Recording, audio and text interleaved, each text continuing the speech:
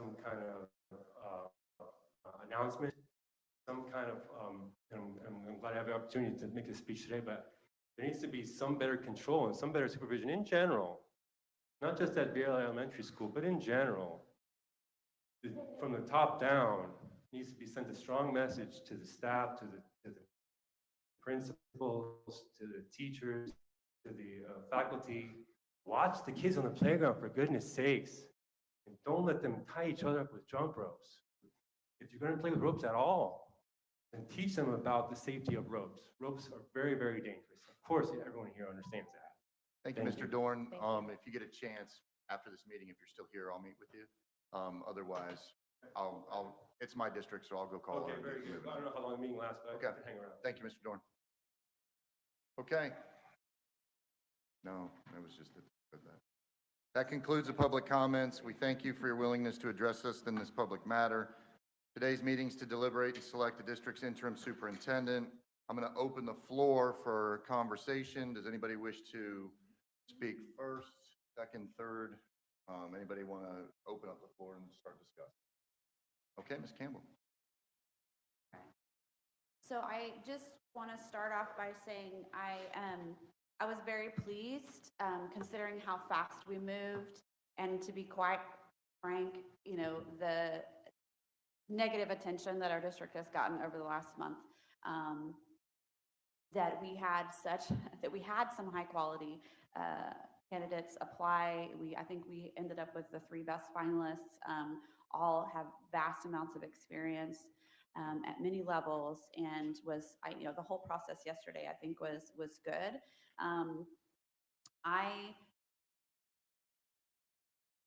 I think that our district can do well with any of the 3. I'm just going to say that right up front. I think they're all qualified. I want to say 2 favorites, because I got to, this is an awkward process. Let's just acknowledge right up front. It's an awkward process. We're going to be talking about people not behind their backs. Just acknowledge this is awkward. Yeah, let's just acknowledge it, and so I really want to focus rather than, for me, rather than talking about the negatives, anyone can, and the positives that caused 2 of them at least to rise above the others. I do think that it's interesting, as our public commenter mentioned, that Dr. Schiller represents a really unique opportunity. He is the only one who clearly is the other 2 might be interested in the permanent position. He is clearly only interested in the interim. And he has so much experience in doing what we see that we need to do, which is turning us around. And to be honest, again, we have a very young board, but yes, we're very young. A very new board. Most experienced person only has 6 years. I've got 5. Ms. Jenkins has 2. You guys are just starting. He has that experience of working with boards to get them ready to go, right? To move forward. It's almost like we would be getting a twofer, an interim superintendent who clearly has experience in helping a district move forward, but also experience in training boards, kind of in addition, like our own personal FSBA every day, So I think that is a really consulting is what you're saying. right, free consulting that we're paying for.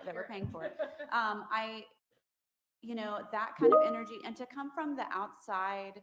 And I know I emphasized last week, I thought we needed an internal candidate. Honestly, even though Dr. Rendell is the internal candidate, that's kind of a balance. Is he internal candidate? Yes, he's from BPS, but he's not completely, because he's had experience outside the district. But when I was internal candidate, I was thinking cabinet level position. Clearly, none of them apply. Because they already know the inner workings, and it would be smoother. But since that didn't happen, to me, this is a really good opportunity to really get the ship turned right, work with us. I think he has. He has opportunity to the ability to stay neutral when it comes to politics. If he's worked in LA, and he's worked in Houston, and he's worked in some of these other places, he's been able to do that. And the letters of recommendation, I don't know if you guys were able to look through. I mean, he's continued to be sought after to do the very thing that we are wanting to do, and I think would really set us up well for whoever we choose. That being said, I was really excited about Dr. Larson.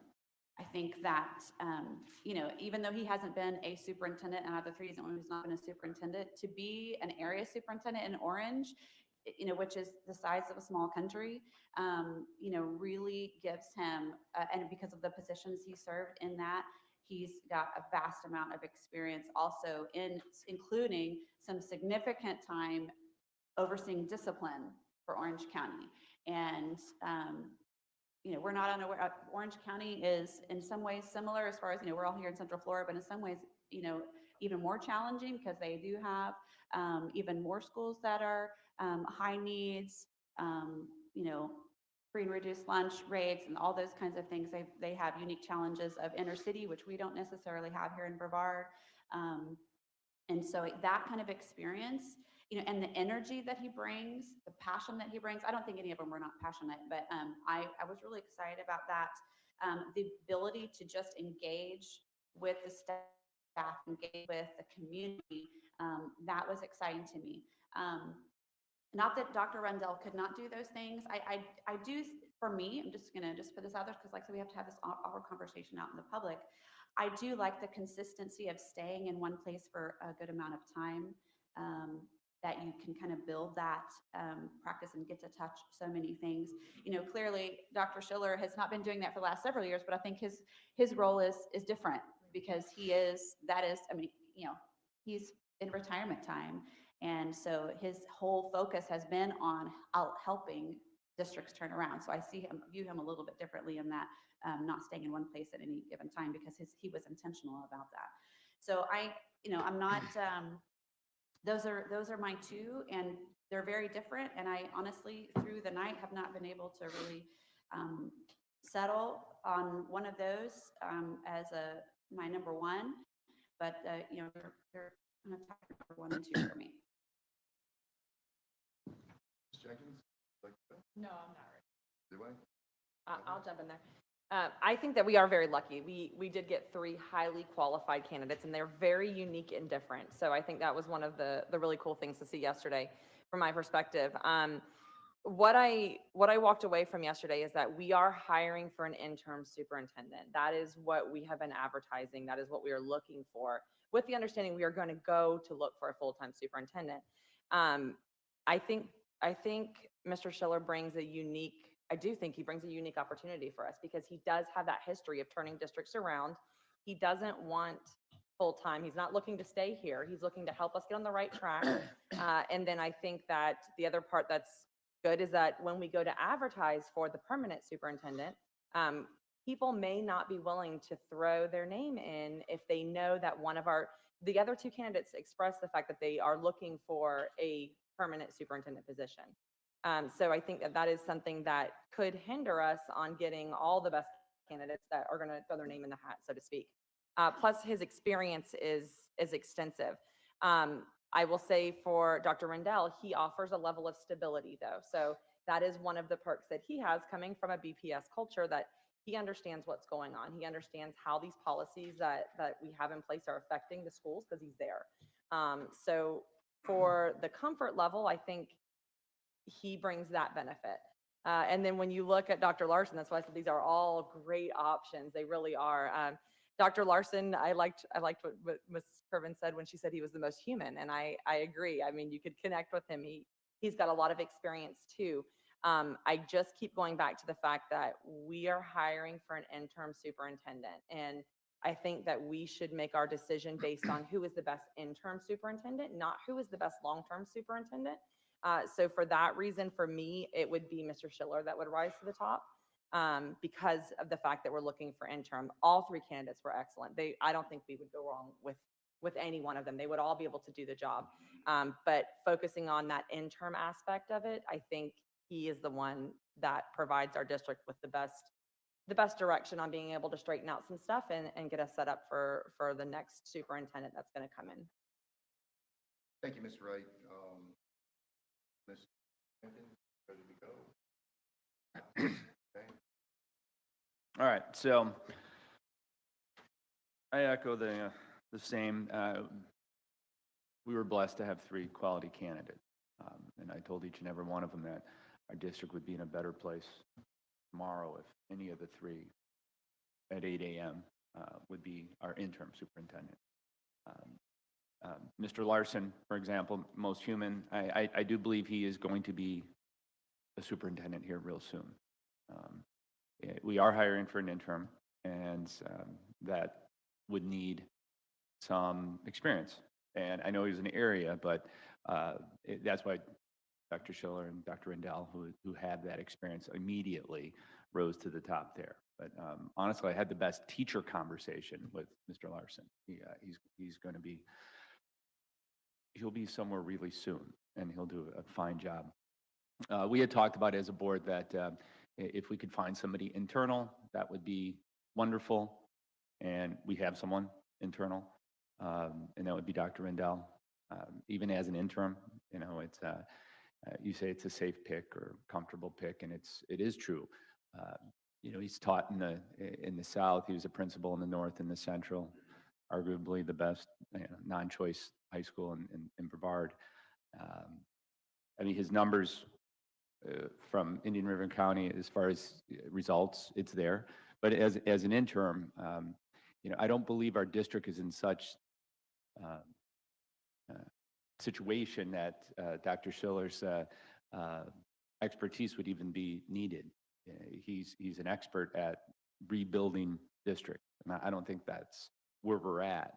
I mean, if you've ever been overqualified for a position, it's obviously him. It's amazing the amount of experience we would have there. I mean, he did mention that our county had tanked. I don't believe we're at that point. I don't think we're waving a white flag saying that we would need to be built up from the ground, which he has experience in doing that. This would be an easy transition to move to someone that already knows the stakeholders involved, the local, and if we did not select someone such as Dr. Rendell for the permanent, it would be an easy transition for him to go back to where he was, and he's lending his years of experience and service to our district, and he didn't have to do that. This isn't someone that's going to go out and try to be a superintendent at another county. He is going to retire in Brevard County, and that just, I believe that I don't want to part of it. One failure that we constantly look outside the district. And that's what's been happening, in my opinion, in some of our administrative jobs, that we've been questioning our bench. Where's our young leaders of our new assistant principals and deans and principals? And it has come off with an appearance around the district. Guys, I'm the one that's fresh out of the schools, that too many of our new positions have been outside the county, outside the state. And not that we're looking for a babysitter for a few months, but because if we can't look inside our own county and pick someone that obviously is the most qualified person that we have in Brevard at this point, with the superintendent and deputy superintendent and his experience on budget and HR position, obviously our talented Dr. Theddy Levin, you know, Dr. Rendell seemed to be, in my eyes, the obvious choice. If this place was burned to the ground, I would be calling Dr. Schiller in a heartbeat. But I just don't believe our district is there, and I don't believe we would be headed in the right direction moving forward if we did not select Dr. Rendell. Ms. Jenkins? All right. Bear with me, because I'm assuming this is like the only time we're talking, and I'm No, being we can go back. okay. Well, I'm gonna be honest. I'm like all over the place, so bear with me. Giving you a heads up here. If I'm being perfectly blunt off the get-go, this train has been moving at a high pace, has been coming off the rails. The wind is pushing it back on the rails as much as possible. It's hard for me to feel genuinely confident about any decision today, if I'm being perfectly honest. I'm going to say that. I've thought a lot about this. I'm going to go into my picks, but and my whys, but I'm going to talk it out loud with you, because I genuinely did not come in today with a, this is the decision I'm coming to the table with today, which is why I wanted to go last, because we can't talk about it afterwards. And it's a really weird process to spend an entire day interviewing 3 candidates and not be able to talk about it with somebody else who went through that experience with them. Also, we never got to discuss what happened in our one-on-ones, which probably were all unique experiences for each and every one of us. So I apologize for the rambling, but bear with me here. All right, where do I begin? So I thought about yesterday's group interview, and I felt like, well, first and foremost, thank you to the 3 candidates for being here yesterday. Yes, Katie, this is incredibly awkward. All are kind human beings, and I appreciate them. And I hate that this is like a public forum. So I thought about the 3 candidates, and I tried to like quickly categorize them in my mind. And so I feel like we had one who was energetic and hopeful and passionate. And we had one that was, and I literally wrote this down, like, because I've been literally thinking about this since we left yesterday. I feel like we have one that's practical and realistic and in the moment right now. And if I'm being honest, you know, the other one, I guess I would use the word comfortable. I'm not comfortable, but I acknowledge some people are. But I also felt like there was a little bit of a negative feeling in terms of the district from that group interview.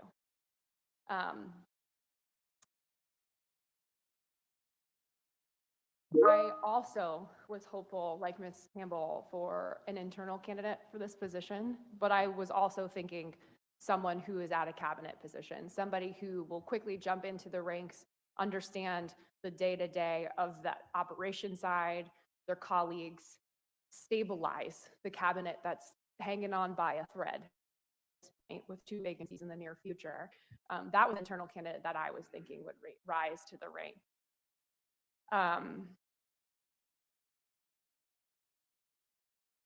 Even if I thought it was the best candidate, I can't rationalize removing someone as a leadership position in our district, creating a new problem within our district at this time of the year.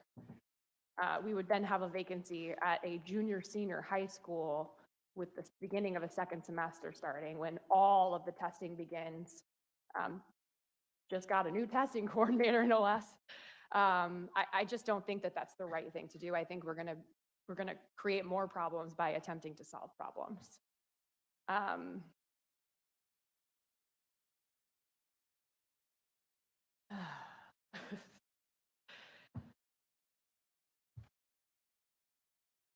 The thing that's hard for me is the comfort that people are feeling. I have to be honest about why I don't feel that way. And I was very open and honest in my one-on-ones with every single candidate.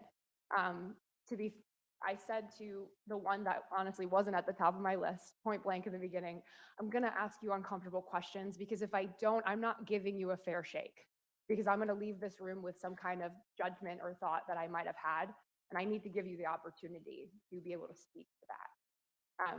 And so I asked tough questions, mostly forthcoming answers, which was pleasant to hear. But they still weren't answers I was comfortable with. You know, one of the questions I asked all the candidates was about in any role that you were in the past, you know, what was something you were shown that maybe you could develop or have some personal growth in.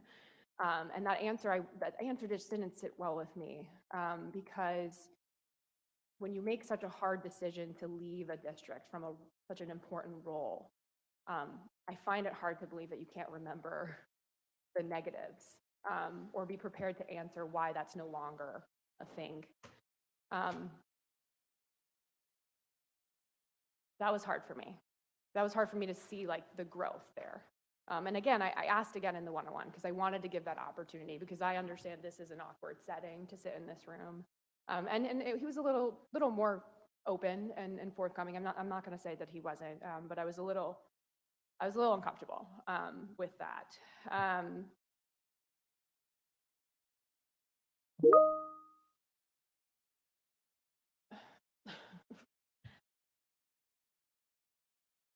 Mr. Larson was my top pick on paper before they even came in. I acknowledge that. I was even more impressed when he came in here and spoke. I feel like a lot of times, sometimes resumes sound really good and they're filled with all of these amazing experiences, but then sometimes it just doesn't match the person. There's no really validity behind the actions and positions that they've held. I feel like he was that. I believed that he served those roles because he wanted to serve those roles. He was human. I like that somebody said that. He gives me the confidence that he would be able to successfully portray this district in a positive light, not only to the community, but also to our very fragile cabinet members and employees at the district level right now, which would hopefully then trickle down into the schools. I like that he has a diverse experience when it comes to population. I like that he's kind of touched a little bit of everything. I think he was the one, and if he wasn't, I apologize. I think he was the one that he said, I had a very linear trajectory in my career, but I also had a lateral one. And I respect that because like Ms. Campbell said, it shows that consistency. If you're able to stay with a district that long, but also kind of navigate through it to stay fresh and new and challenge yourself with new experiences, that's something I can absolutely appreciate. But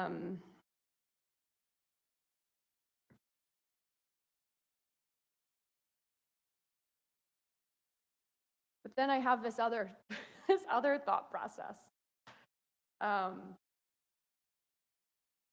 I was one of the ones who argued, no, our interim absolutely needs to be able to apply for the full-time position. I'm one of the ones who thought, that doesn't make any sense, because to be fair, my thought process was if our best internal candidate applied for that position, then that best internal candidate, who would be the best to carry us through this interim, should have had the opportunity to apply for full term. That's really where my mindset was. But that's not where we are. None of those people that I thought would apply applied. Mr. Schiller made a really good case as to why it might be important to have someone in this position who isn't seeking the full term.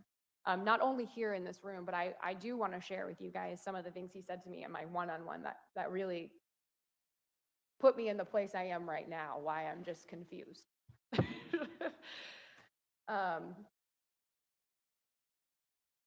Again, this is awkward, but I'm gonna tell it like it is. One of the first things he said to me, and it wasn't in a judgment way, it was very neutral like he was in this board room, was, listen, you guys made a major mistake in the timing and the way in which the superintendent was fired. And it wasn't based on simply emotion and respect for that individual. It was based on practicality. Here we are rushed to make this decision because we've got holiday break coming up and winter break coming up. And we looked at contracts for searching for the full-time superintendent that said 4 to 6 months. But in all honesty, we shouldn't really be finding anyone until the summertime, because most school districts in America, if we're going to go nationwide, don't end in May. And the likelihood of a candidate willing to just jump ship from probably a very good position in a place they've been very long in the middle of the most critical times of their school district, if we're looking at educational backgrounds, is kind of slim or rare, or also makes you question their ability to want to stay and be dedicated to a certain area. Having them come in around June, summertime, gives them the opportunity over the summer to acclimate, to set a plan, to get out in the community, to start making relationships with administrators, and then start the new year off fresh. Kind of like we're in this together, we're all new, let's do this. And I agree with that mindset, and I appreciate him being blunt about it.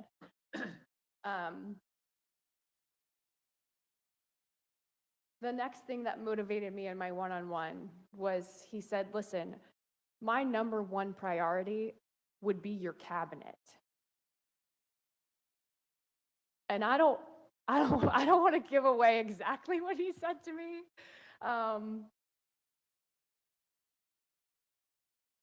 He said the first thing I would do is sit down with each and every single one of those cabinet members, get to know them, get to know their why of why they're here, and ensure that they feel secure right now while I'm here as just the interim. My goal would be to make sure they're hanging on at least for that 6 months with me and let them know they've got a team player in order to ensure we have stabilization in this district. We can't lose any more people in those top positions. We just can't. We just can't. And I love that he acknowledged that himself. I love that he literally admitted that's going to be my number one priority. And then he said to me, and I don't know if he said it to you guys. He kind of made it sound like he did, but I don't know, because as you saw, he was very conversational, so it was kind of just like a natural back and forth. But he said to me, you have to think about the fact that you have to go to the public now. You know, the public saw what happened. The public had a response to what happened. Your community, your leaders, your nonprofit organizations, your businesses, they were watching you.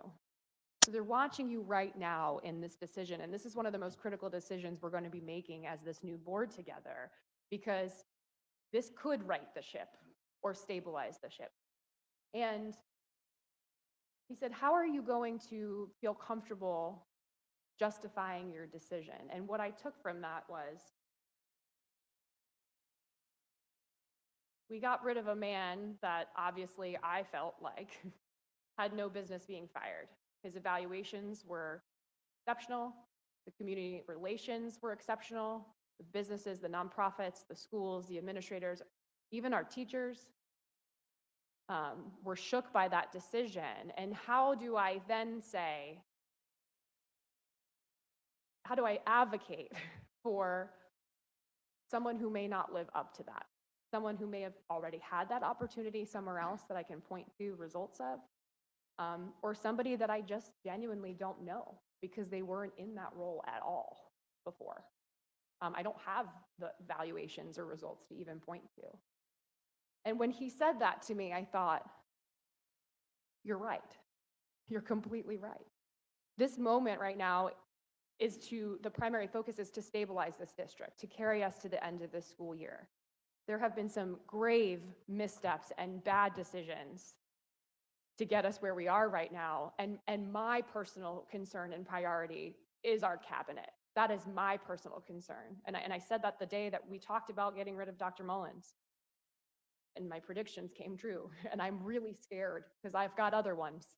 I'm really scared that that's going to continue to happen. And I don't know how we move forward as a district if we have all these vacancies in all these really significant places. I'm with Ms. Campbell in the fact of, you know, this guy has a wealth of experience.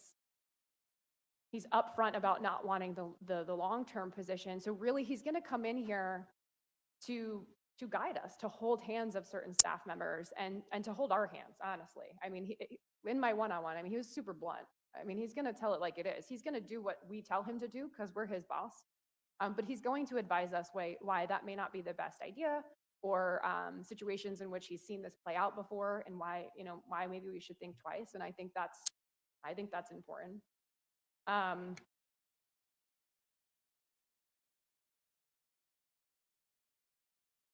And when we say that he's overqualified and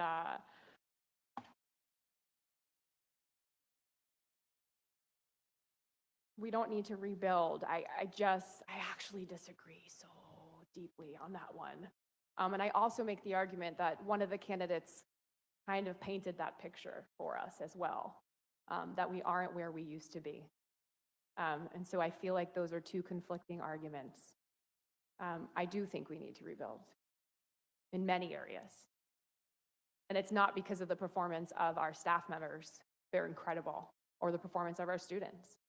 But man, there are fractures in this community and in this organization that absolutely need to be healed and or rebuilt.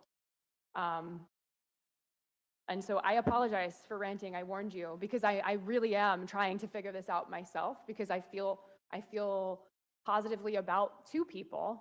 I am fearful to get rid of this bright human who's worked in ESC and diverse populations, but also managing a billion-dollar budget of ESSER funds. I mean, the likelihood of us getting candidates who even can comprehend that kind of a budget is kind of slim as well. And so I'm nervous to let them go, but I understand they can reapply for the full-time position as well. So I asked to go last because I really wanted to have that. I wanted to hear everyone else's perspectives.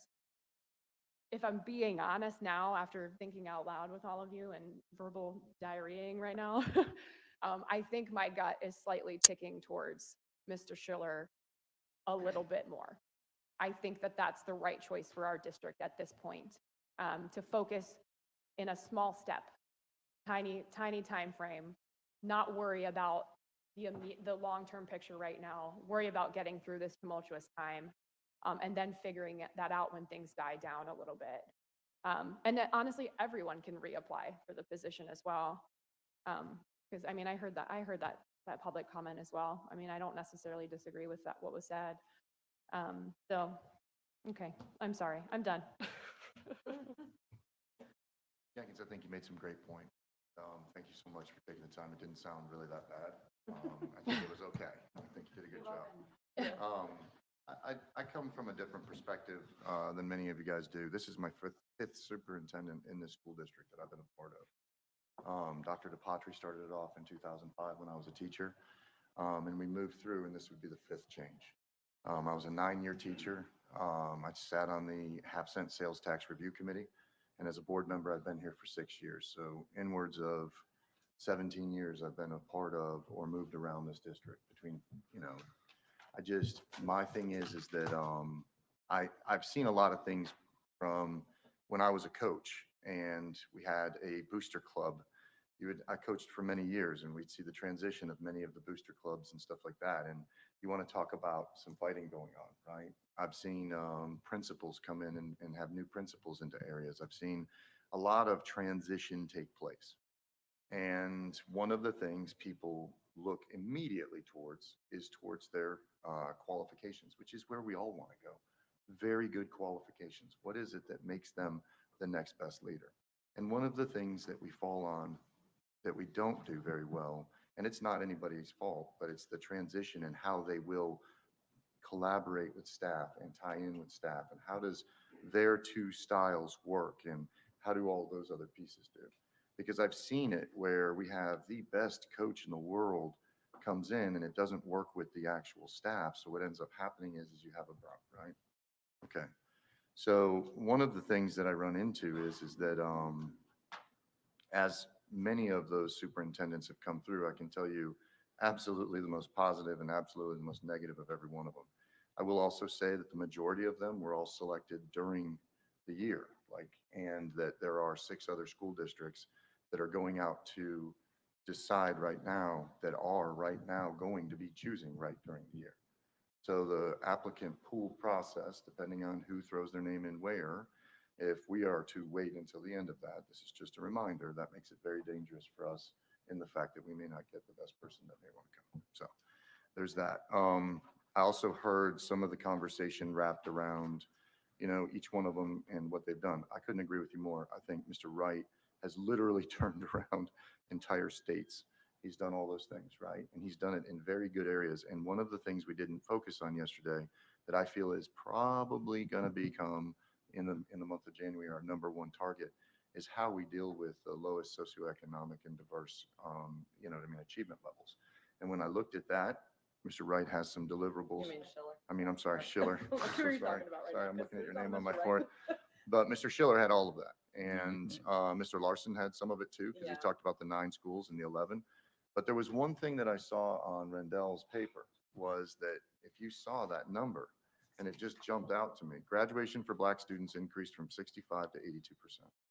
And he's got some other stuff in there. So I could say that pretty much all of them have the same qualifications one way or the other. Some have had more experiences in areas, some have had less. I think that each one of them could qualify to argue that they're the best in those areas. The one area that I kept coming back to was how are they going to come in the short amount of time that we have, set a direction, understand everybody that's inside of this county, and then move forward with an agenda that we decide that we want to move for. And I think that a lot of that has to come from a homegrown candidate. Now, I from the beginning said that if we are gonna make a pitch to say that we keep this as interim, and they could apply as the other one, but like, I didn't want the interim to apply for the superintendentship just because of what has been said here and everything else. I have always thought that whoever is the interim would stay that way, and then we would apply outside to draw in the best talent. I always thought that. But when I look at all three candidates, my three is Rendell, Wright, and Larson, and it's not. I'm sorry, Schiller. I keep saying that. Let me get rid of this. Hang on, Schiller. So Schiller would be second, Larson would be third, and Rendell would be first. And the main reason is that I can point to many different areas where they all have achieved in many of the composites that we look at. They all presented very well. The difference is that Rendell is here. He came from a county that's right below us. He understands the dynamic where you may have this theory, this process and this, but actually making it come to fruition becomes very difficult because of the culture that surrounds it. And I think that knowing the culture is as big of a component as a resume too, and he had that also. So those were mine. That's all. Anybody else want to go? We're going to move around a little bit. Yeah, Ms. Campbell. So,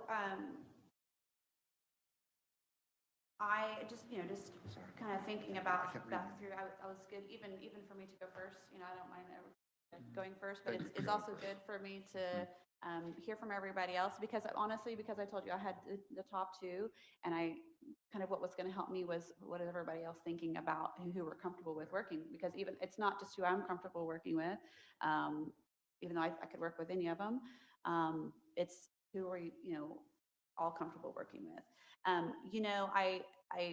Megan kind of reiterated, Ms. Wright reiterated something that, that this interim, we really need, and they all talked about healing.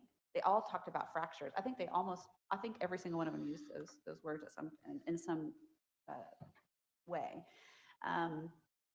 Honestly, Mr. Trent, I'm going to challenge something you said, because you said the perception out there is we're always looking outside. I have much more often, I don't know that I've ever heard that actually. What I have very frequently heard is that we are always looking internal and not thinking outside the box. And right now, and I would also challenge and not just a direct challenge to you, but about the overqualified. You know what? Brevard is the 10th largest district in this state. And you know what?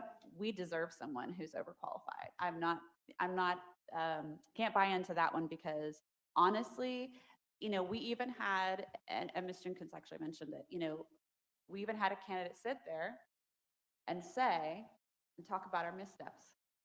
And I think we need somebody that the community that will be uniting to our community, even if they're an outsider, nobody knows them. There is a downside of someone, being, I think we've already seen some disunity. I think that we can have one of these, and honestly, I'm just gonna, because I had those two, and I'm clearly, everybody's got great respect for Dr. Larson, but it looks like he's not rising to the top enough. I'm gonna just throw all my chips in onto the side of Dr. Schiller, because I think that for all the reasons I've already said, his great expertise, his ability to get boards to work together, and we have got to work together. And while I have to applaud us, because this week, board, we've done really well. We're all laughing because we know it's true. I don't think it was the whole week even. I think you're being kind. Well, I think we've done well this week. I think but we're so far from rowing in the same stream. We've got a lot of controversial issues coming up in the near future. We just talked about, even though we may not be, not Baltimore. We're not a hot mess like Baltimore. But we did just have a meeting with our community last Thursday that now the whole nation has turned their attention to us, that says, oh yeah, we are a hot mess. I think that was a mischaracterization of our district, a great mischaracterization. I think we did our district a disservice in that. But we clearly have problems. And I don't think the interim is going to be able to come and solve all of our problems, but I think an interim like Dr. Schiller will help us to focus on what do we need to do first. And he didn't come, and he made it very clear together and in our one-on-ones that that's not going to be, he has a plan that he does with other districts, and he's going to come and do that plan and tell us you're going to do this, this, and this. But he's got the plan to come and work with the board and help us figure out what our priorities are. He's got expertise in that. And so, and also I have to say, I was greatly impressed with the amount of research that he had already done before he ever walked in the door. He had seen our budgets, which are not small, our strategic plan, which is not small, and I don't even know if the two new members have taken a look at it. And honestly, I was disappointed actually that our first candidate had some questions about the strategic plan and some questions about the CAFR. And I'm like, yes, we have a CAFR. Of course we have a CAFR. I mean, why? But and I understand why they wouldn't, because, you know, if you're in the district, you got your head down, you're doing a great job at your own school. But if even Dr. Larson mentioned he'd already done some research too in about a 24-hour period, gone and looked at everything that we had online. So the amount of research to be familiar, to jump in there, that's the way that Dr. Schiller operates. He's going to know, he already said he wants to jump in. I mean, if we make this decision today, even though we're not going to vote on a contract and pick him, even though we wouldn't vote on a contract for any of them until next Tuesday, I guarantee you he's going to be on the phone with people this afternoon, getting a running start. So, I think he would be a stabilizing influence.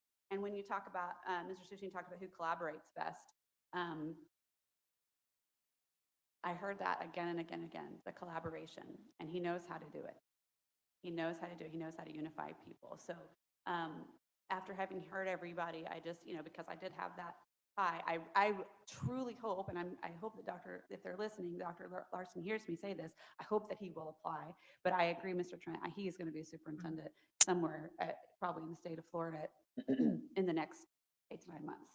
I have no doubt. He's an exciting candidate, and even if he's not here with us, I hope that he would apply, because I think he's very highly qualified and would do a good job for Brevard. But maybe this is just a stepping stone for him to in the process. And I wished him, wherever he ends up, the best. But I do think that Dr. Schiller would be really.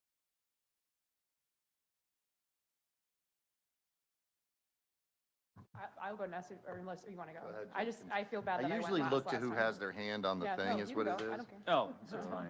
It doesn't matter. Go ahead, Ms. Jenkins. No, go ahead, No. Ms. Jenkins, it's fine. Okay. Katie, I appreciate you bringing up the strategic plan and the CAFR thing, because again, this is awkward. Like, I don't want to sit here and talk about the negative of an experience so much, but honestly, that was one of the things that was most uncomfortable with me is, we say things like we want a homegrown candidate, but I argue we had one. We had a man with 29 years experience in Brevard Public Schools, and we let him go. And that candidate isn't necessarily a homegrown candidate because his resume shows him moving around, and there's nothing wrong with that. But that argument isn't really justifiable. So that one candidate, I would have expected it to be more focused on Brevard Public Schools. Instead of a binder of the strategic plan of Indian River, I would have expected to see our strategic plan and his school's strategic plan and how those are tied together and the advances he's made within his school with that strategic plan. That would have made a little bit more sense to me. Not being aware of the things that we were already doing in the district concerned me as well. Does that maybe say, yeah, we need to communicate it a little bit better? Yeah, sure. But also, if you're applying for this position and you're here, I would hope that you would be more aware. You're in a leadership position too. It's a little bit different. So that concerned me a little bit.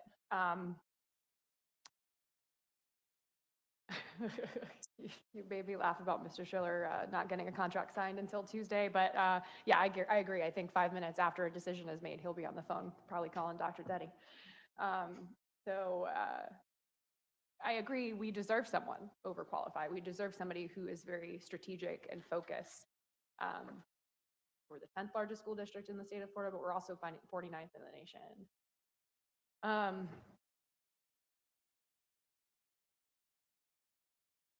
I have grave concerns about one of the candidates. I have grave concerns about the integrity of the process, and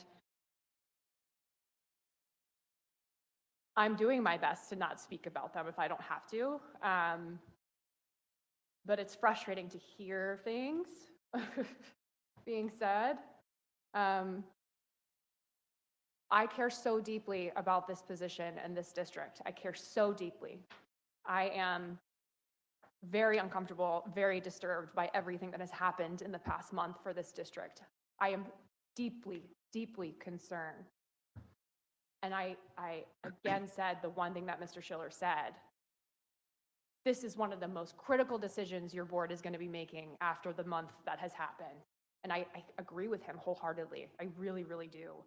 I think the most strategic and the most beneficial decision we can make right now is to put someone in place like Mr. Schiller to temper everything that's happening within our organization and outside of it.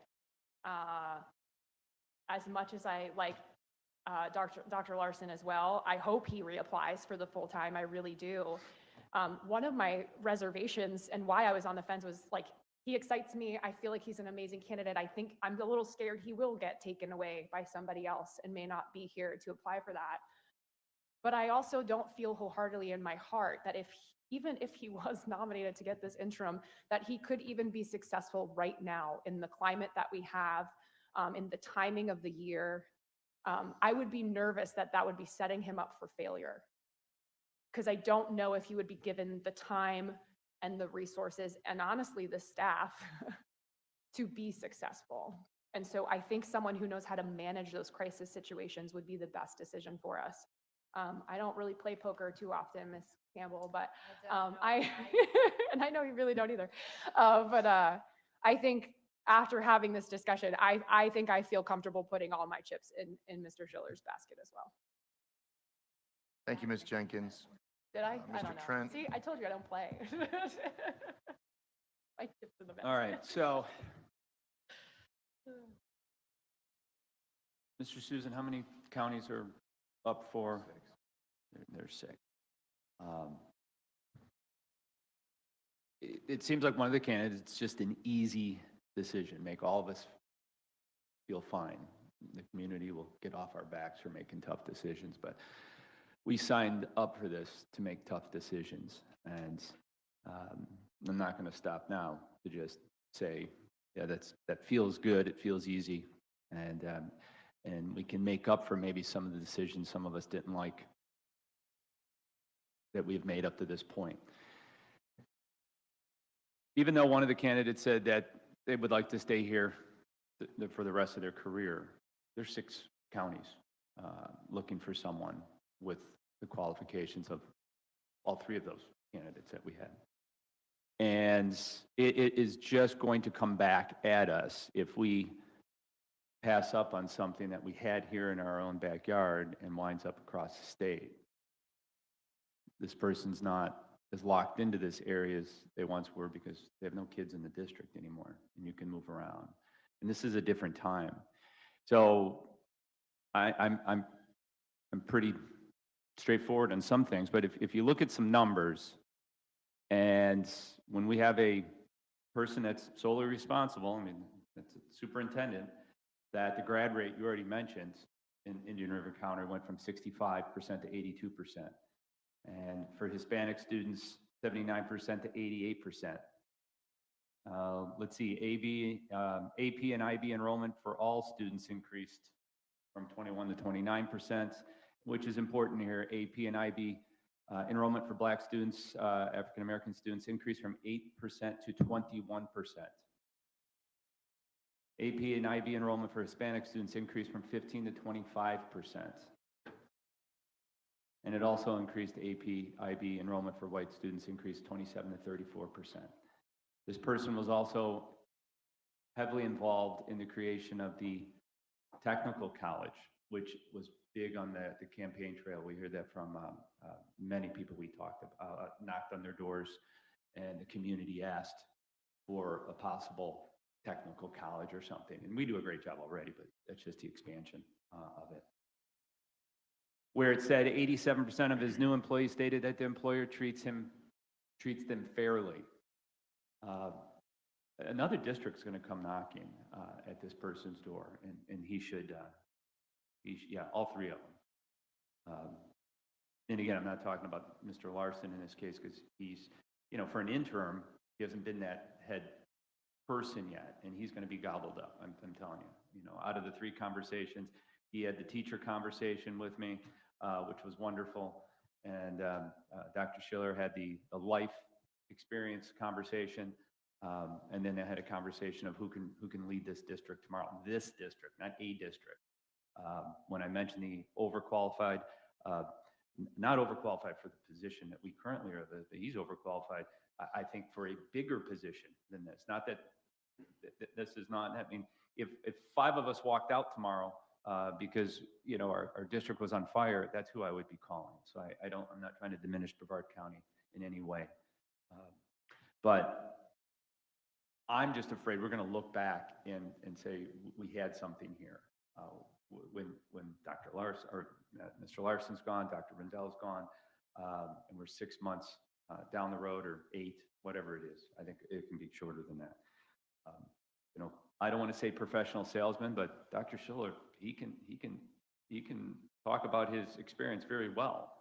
And you know, I'm just hoping that isn't just our decision making there. The more our conversation progressed on our one-on-ones, I don't want to get too much into those, as good a job as he was talking about what he would do here, and in our timing of getting a superintendent and what we needed to do with the community. He actually was solidifying my decision on the person that I thought would be right for that job. We're talking about a person who is familiar with the stakeholders, the community, that already has that relationship.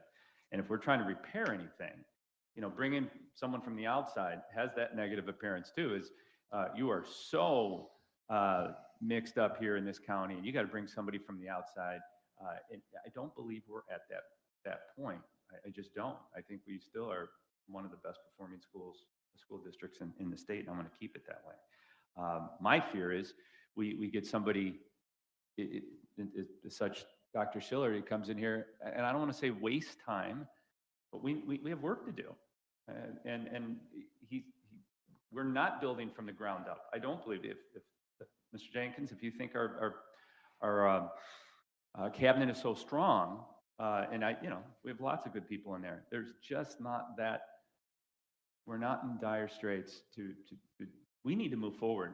I know it's an interim position, but we have somebody in our backyard that could seamlessly come in here, connect the community back with our board and our staff. And I hope we don't look back at this and say we had someone here and we didn't take advantage of his qualifications and his willingness to step up and help our district when a time he didn't need to do. That's all. Am I able to jump in there? Okay. I think that we are in a unique position because we have 3 candidates that were right. They are all exceptionally great. Here's what I would say. I think that an outside perspective is sometimes a really healthy thing, because sometimes we just get so tunnel visioned in where we are at that it would be nice to have a fresh set of eyes that comes in that hasn't been here, who says, hey, this is what I see. This is how we can improve some things. This is what's worked in other districts that are, you know, have gone through comparable things as what you're going through right now. Dr. Schiller brought with him a ton of research. He did a ton of upfront work. And for me, I appreciate that because he came in knowing our district. He wasn't blind to it. And I know that, you know, obviously Dr. Rendell has that experience too. So he knows what's going on as well. For me, again, I like all 3 of them. I think they are all exceptional men. I think that all 3 of them will be successful wherever they're at. That's a good thing, right? Like, even though whatever decision we make, we know that those 3 men will succeed somewhere, whether it's here, we're deciding that now, or somewhere else. For me, I just keep going back to the fact that we are hiring for an interim. And if we hire an interim that could potentially transition to a permanent, I think, Mr. Susan, you were the one that mentioned this. I think that you were concerned with us opening that up. And I think I even advocated at that point saying, hey, if they're doing an exceptional job, why would we not at least make that option available to them? But when Dr. Schiller talks to you and explains these things, and I think Mr. Gibbs, you've explained it as well, it will limit further applicants from applying because they're not going to put their name out there knowing, hey, they may have someone that's going to stay permanently. And I understand that. So I just think that Dr. Schiller has what it's going to take to get us on the right track right now. and he has a fresh perspective and a ton of experience. I will say, the only negative I would say, and I think, Jean, you kind of hit on it a little bit, is his ability to answer a question before it was asked. I think we all saw that yesterday. We were going, wait a minute, what are we going to ask him next? He's already answered it. I think that's the only negative. But again, having done what he's done, he knows the questions that are going to be asked, which is why he's able to offer those answers before the question is even asked. And sometimes he was kind of telling us the answers to questions we should be asking and maybe didn't. You know what I mean? So it is true. So I just go back to, I think he has what it takes for this interim position to really get us back on track and get us moving in the right direction. So for that reason, that's really why I'm standing behind that decision. I think he did that because he's been the one who's hired the people so Yeah. many times. He did. And so, Right. so I kind of, I mean, I can continue to make arguments on both sides and everything else, but I think what I'm hearing you guys say is there's a majority that would like to go on with Mr. Schiller, right? Is that pretty consistent? Yeah, because again, like we can only have these conversations in this forum. I know. And there's no point of hashing this conversation back out in the future. So I would like the opportunity just to say some things about some things that were said, because I think it's important, because I think it's necessary for moving forward. So saying that we don't believe that we're at that certain point, that honestly, that is one of my biggest concerns, is that we have board members who don't even acknowledge where we actually are. Because I haven't met a person who tells me that we don't feel like we're there. We don't feel like we're fragmented. We don't feel like our cabinet's hanging on by a string, or some of the people at the district. I mean, guys, I'm gonna be honest with you. I'm walking through the halls and people are whispering like, thank you for having me, because they're uncomfortable with what's happening. Whether or not they agree with the decision at the top is made, or they may, some of them may, but they're still uncomfortable with where we're going. It's unpredictable. And so I encourage you to have those conversations with people, blatantly ask them, let them feel comfortable to tell you the truth. They may agree with you, but they still may feel uncomfortable with where we're heading. And I encourage you to have one-on-one connections with our cabinet members, if you haven't already. I'm assuming maybe you have. We haven't had much, so sorry if you have. I'm making an assumption, but I encourage you, because it's really critical to understand the pulse of what's going on at the top of our district, because they're the glue that's holding us together. I mean, yeah, the superintendent leads them, but they're the people who are really making those day-to-day major decisions and presenting it to the superintendent. They're so important to our district. They're all amazing people. Have a pulse with them, please, if you haven't already.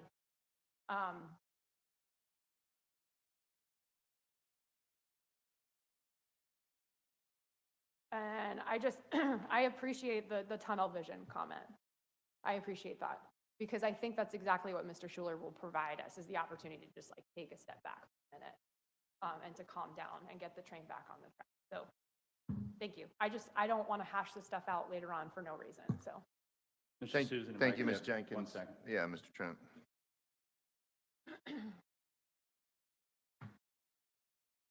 Maybe some people here at district should feel uncomfortable. Okay? We had quite a year in our campaigning. We had 3 elections. Our community has spoken. All right, I'm just not letting this go without comment. There is things that need to be changed, and that's okay. When the outside is getting involved and the inside's uncomfortable, that means we're doing our job. That doesn't mean it's going to change the outcome. It just means we're bringing in the stakeholders. I fully support Dr. Schiller for the interim of Brevard County. He did call us Brevard County. That's a concern moving forward. Might have been an accident, but it just goes back to we're missing an opportunity to get somebody that understands Brevard County, has taught, has been a principal, has had the outside perspective that we were also looking for. I don't think a linear progression of a career is always the best. Mr. Larson pointed that out. So yes, we've had one-on-ones. We have some wonderful individual people. But here again, we've wanted change, shakeup. You've seen that it's needed. We've been asked by our teachers, our staff, our IAs, our parents, please do something. And I'm not going to stop saying that we've had an opportunity to do something here. And my fear is we're going to have an overseer for months, as a wonderful person, but an overseer. And we're going to have to start over again when this new superintendent comes in here. Thank you, Mr. Trent. I think we have a majority that I want would like to Mr. follow up again because I think Ms. it's. Jenkins, I would just like to just let that go. I No, think no, we're trying sir. to create We need to move some- ahead. No, sir. If we can No, just sir. move on. I'm actually the board No, chair. so I can understand say, you're the chair, Mr. I would Susan, like but to this is speak, the only Ms. Jenkins. opportunity. Ms. Jenkins, can I just speak? This is the only This is- opportunity but for us to Ms. have this Jenkins, conversation Ms. in the Jenkins, we can sunshine. have a back and forth about where we're at. in the Mr. Susan, district. it's ironic just- that I am the only person that you try to quiet. Ms. Jenkins, I'm the board chair. I I was in understand you're the middle of chair, Mr. explaining some Susan. stuff, and you- Okay, can you go ahead and please wait explain to it. be called on. Yeah, absolutely. Looks like we have a majority of people that want Mr. Schifrin. So what I would like to show Schuler. him, Schiller, sorry, listen. We're guys, I concerned about apologize. Brevard I and was out. Broward, but we can't remember No, the what it names. is that I was out last night until 1 o'clock in the morning with my son. I took him to Disney World. So we had the Disney conversation. So I'm just a little bit tired today. So I did want to tell you guys, I think that's the direction that the board wants to go.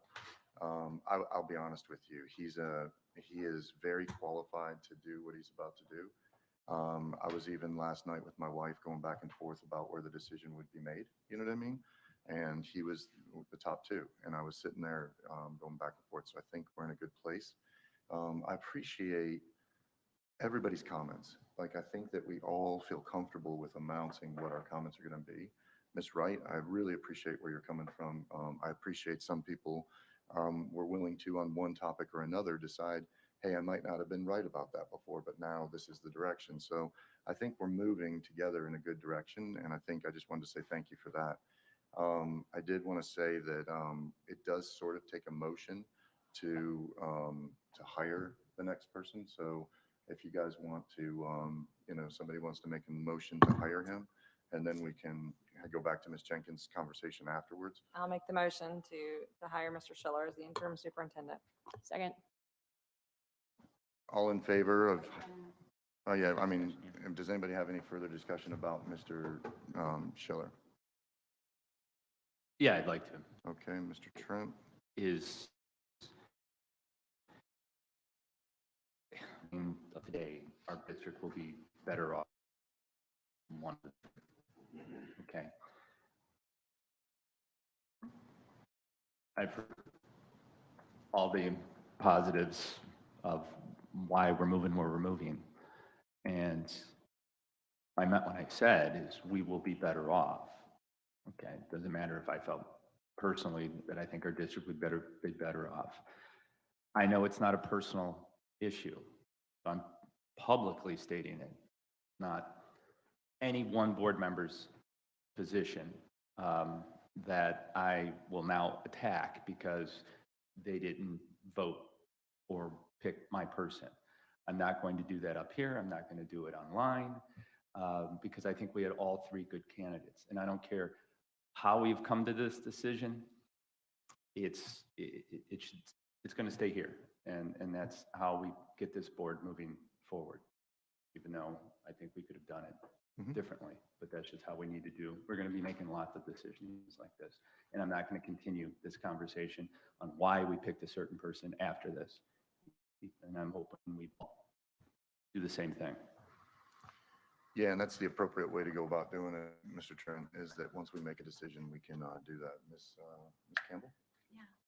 We have a clear direction of the majority. We're about to take a vote. I would suggest, and I'm not your mom, I can tell anybody what to do, but I would suggest it would be a good gesture to start this off by giving a unanimous vote Yep. to present to the community that whatever disagreements we may have had and different perspectives we may have had, we're moving together. I'm just put that up to as a suggestion and encouragement. Ms. Jenkins, anything about that you'd like to speak to? All right. So when Dr. Mullins got hired, they made a motion to hire him ahead of interviewing everybody, which I thought was disingenuous at the time, so I voted against it. And then I had another vote where they said, would you like to re-vote that and vote together unanimously? So what I would like to do is exactly what Campbell said. We can go both directions. You know what I mean? So I'm not following what you're saying. you are very positive about not voting for one or the other. There's the opportunity to show that, but then come back as a unanimous vote too. That's all I wanted to say. So we have a call to vote. All those in favor of Mr. Schiller signify by saying aye. Aye. Aye. All those opposed? Nay. For Trent? Okay. You looked at me. Oh, I'm sorry. I'm so sorry. So Mr. Trent said so. We have a 5-0 vote for Mr. Schiller. I oppose that within about 30 seconds, all of our phones will start ringing. And good luck, Dr. Fetty. One-on-ones over Christmas break. I had called all the candidates ahead of time, and I think I'm gonna forward your phone number to Mr.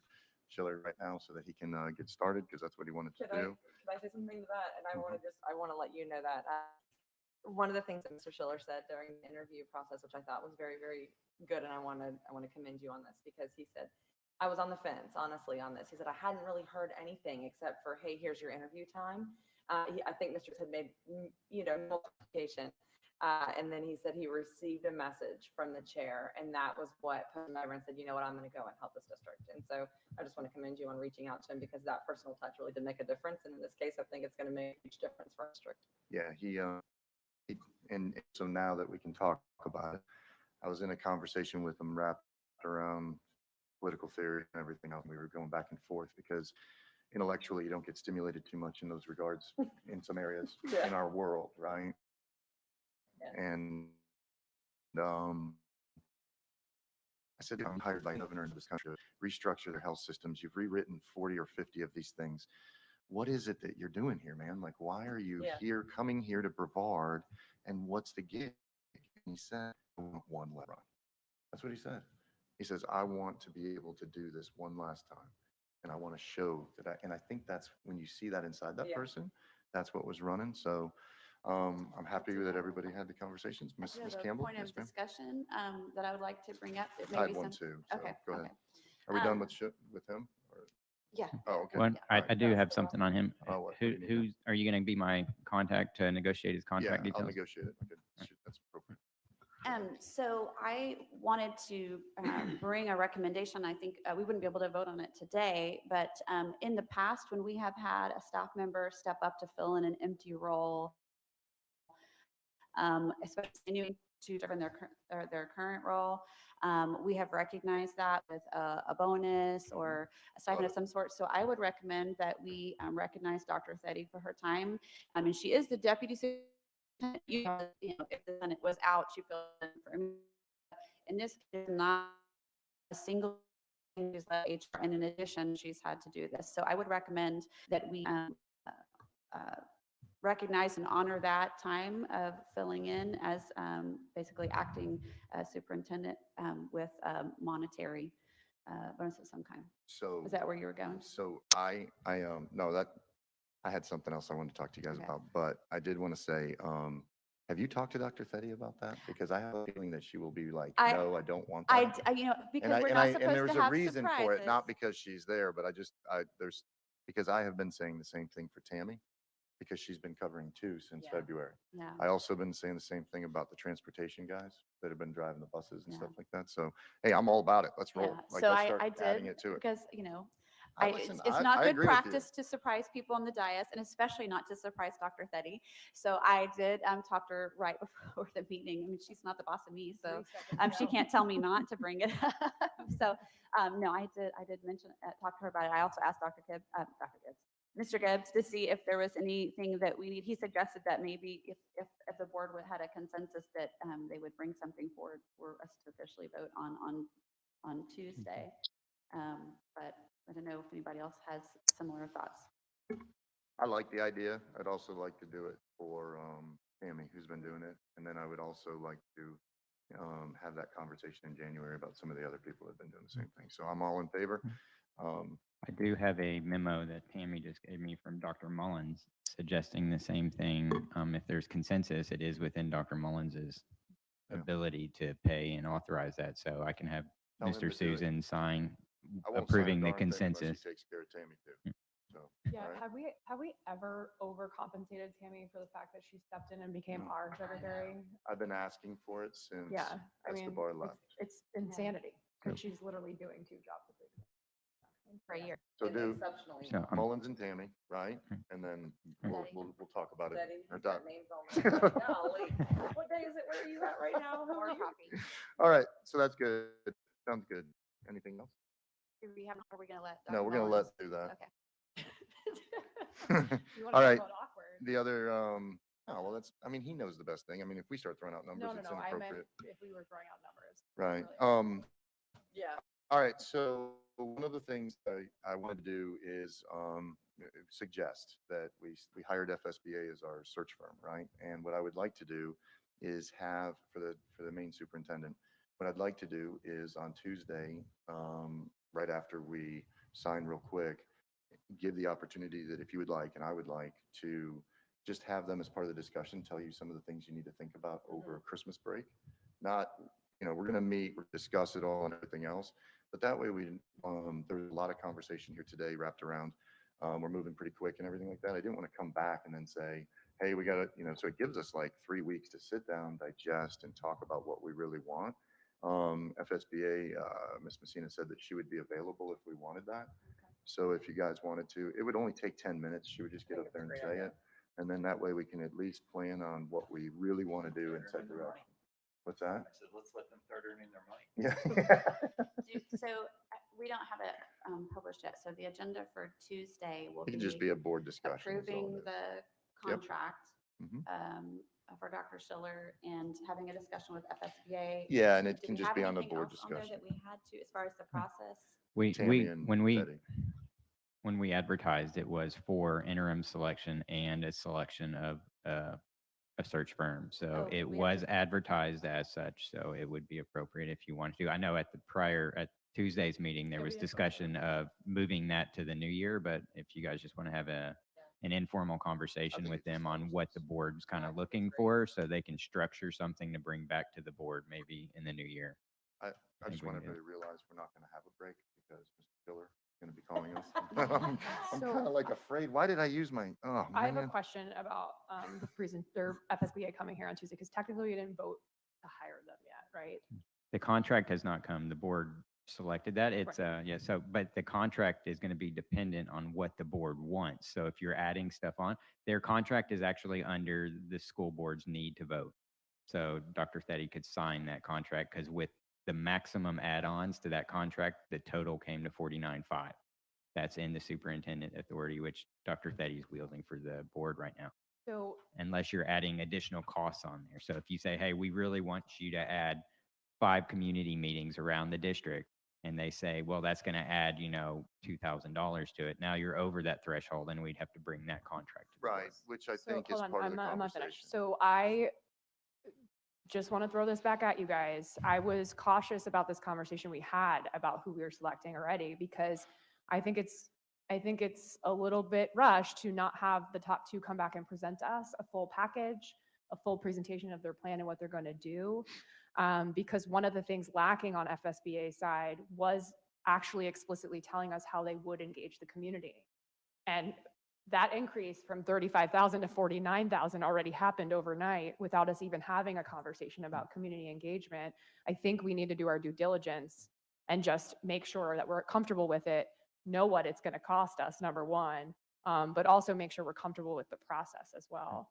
That- Because Just That's a huge jump, like overnight, and it's Okay. not even including community involvement. if Are I you- can just are you- clarify that, it didn't jump, it was in their Right. proposal. It was. We, to do the contract language, ones we assumed that at the maximum level that they proposed, it would not exceed 49.5. So procurement's proceeding with a not to exceed contract. Okay. So Which- we took all their numbers and built it in. They were very upfront. It could be as little as 35 or as much as 49.5 if we took the maximum of every package that they did, yeah, based on Right. what this board wants. But so There was- just to clarify for me, I'm not finished, Mr. Susan. So just to clarify for me, those packages though did not include the community events, other than Yeah. facilitating a conversation. Off the top, I don't remember what it all was. I Right. know you did comment Right. that they Yeah, didn't and so have I it, think so- it's important for us to have that conversation because we don't know what that looks like. I mean, that's not good due diligence for us to be like, full-fledged, let's do this, and have no idea what we're walking into. I think that's a bad idea. I think we need to talk about that. So everything that was inside of there that he just spoke of, travel for them, covering the cost of applicants, all of those different things is inside of there. There's many components to what we're about to do. And community involvement, I mean, FSBA has done, you saw all the ones in the state of Florida that they've done. So it's not, what it is with these search firms is the same thing as any other firm, is you say, this is what we would like. They would take the package that they had over here, put it in, then they take this package over here, put it in, devise it, and then they set it. It's not like we're going to be creating something that's completely outside the box. They did a max of 49.5, and that's one of the reasons I wanted to have the conversation with them. I would go against making two people fly here to have a presentation when we already set direction that this was the one we were going to select on top. And I think that I have full confidence that FSBA would be able to do it. So that's why I was asking if you guys wanted to be able to see it. That's all. I'm not judging their inability to do it. There's no reason to be defensive about it. I'm not saying that. It is our due diligence to be clear about the direction going forward and know what we're walking into. That's all I'm asking.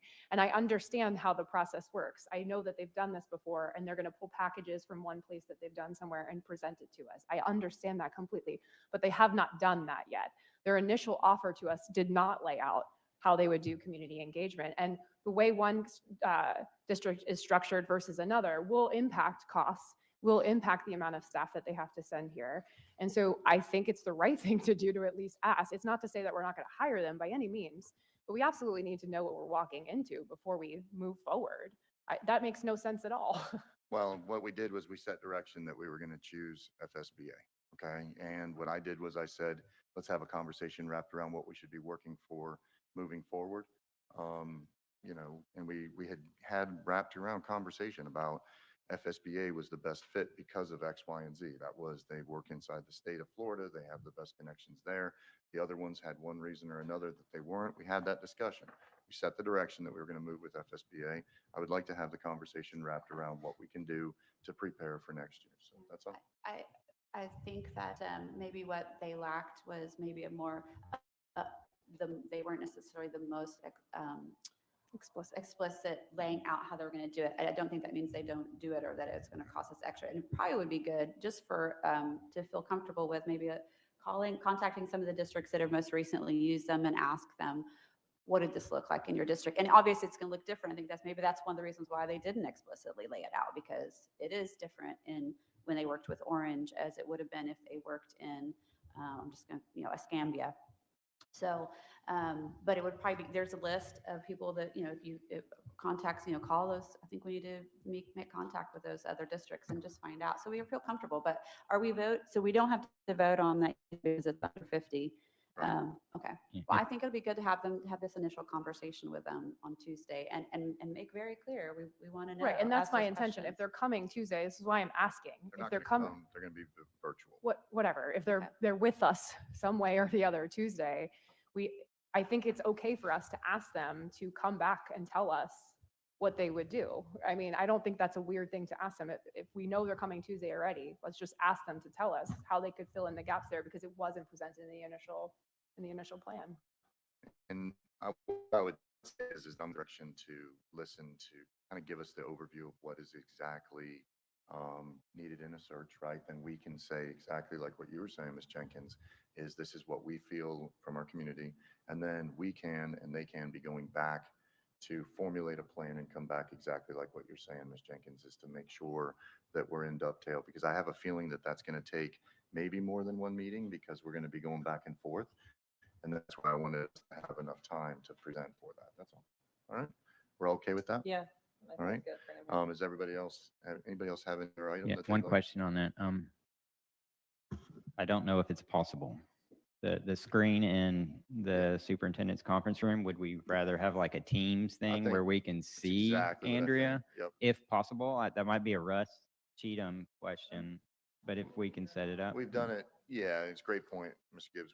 From my limited knowledge, we had redistricting where we had that one time, where we brought a screen in here. We have like 6 of them in the building. Yeah, So the there's one idea right would be in there. that we put it there and we can communicate, but I think it behooves us to kind of start that process of understanding. So is everybody else has any Yep, other questions? and Sir? one more on that, because I just got a question from procurement on this contract. They structure their pay a little different. They usually do 1/3, 1/3, 1/3. Is the board good with that? Or would you rather have all services rendered? They're getting paid as they're traveling. Okay. That's just me, though. I don't speak for Yeah, all of you guys. I think that makes sense. Cover costs. Looks like you got a majority there. All right. Okay, Thank you. thanks. All right, anything else for the good of the board? All right, we're done.